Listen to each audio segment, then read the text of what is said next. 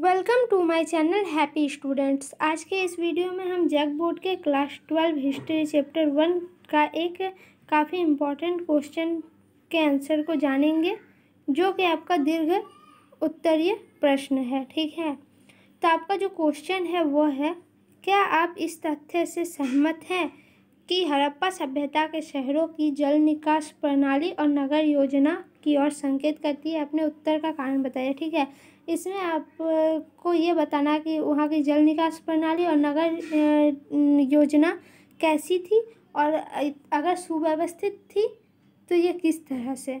ठीक है, ये आपका क्वेश्चन है। आप देखिए, आप इसका आंसर इस तरह से लिख सकते हैं। हड़प्पा सभ्यता के शहरों की जल निकास प्रणाली और नगर योजना की ओर संकेत करती है, क्योंकि सबसे पहले खोजा गया स्थल हड़प्पा था, जबकि सबसे प्रसिद्ध पुरास्थल मोहनजोदड़ो था। ठीक है, यहाँ की जल निकास प्रणाली और नगर नियोजन आपने पढ़ा होगा। ठीक है, और हड़प्पा स्थल का जो खोजा गया था तो उसमें सबसे प्रसिद्ध पुरास्थल मोहनजोदड़ो था।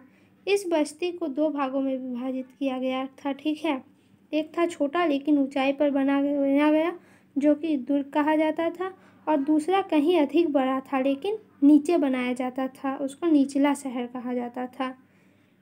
जल निकास प्रणाली तथा नगर योजना। ठीक है, हड़प्पा सभ्यता की जो जल निकास प्रणाली और नगर योजना थी वो कैसी थी, देखिए। अब यहाँ से शुरू होता है आपका क्वेश्चन का पॉइंट। तो फर्स्ट जो पॉइंट हम इसमें लिखेंगे वो होगा, हड़प्पा शहरों की सबसे अनूठी नियोजित जल निकास प्रणाली थी। ठीक है, वहाँ की जो जल निकास प्रणाली थी वो सबसे अधिक व्यवस्थित थी।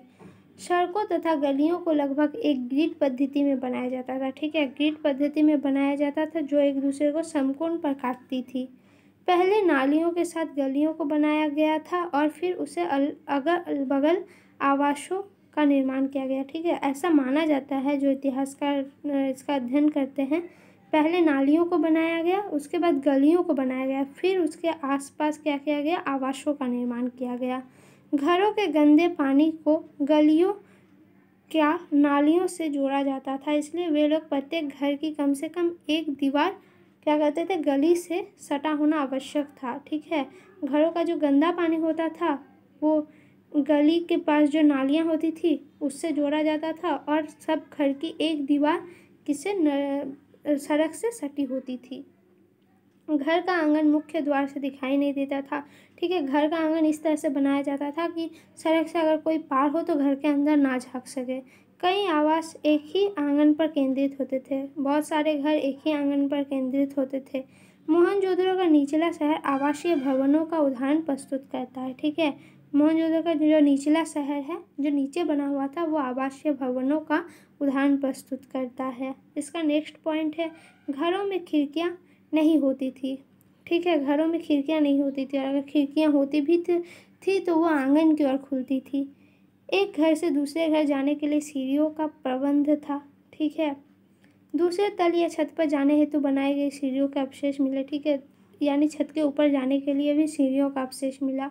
मोहनजोदड़ो में कुओं की कुल संख्या लगभग 700 थी। ठीक है, अध्ययन के मुताबिक ये माना जाता है मोहनजोदड़ो में कुओं की संख्या 700 के आसपास थी। कई आवासों में कुएं थे, जो संभवतः एक ऐसे कक्ष में बनाया जाता था जिसमें बाहर से आया कोई भी पानी ले और उनका प्रयोग कर सकता था। इसका प्रयोग सामान्यतः राहगीर किया करते थे। ठीक है, ये जो कुएं बने होते थे वो ऐसे आवास पर बने होते थे जहाँ से अगर कोई बाहर का आदमी को भी पानी प्यास लगा हो तो वो लेके पानी निकल जाए, घर के अंदर वो झांक भी नहीं सकता था, ऐसे कक्ष में बनाया जाता था। तो ये था इस क्वेश्चन का आंसर।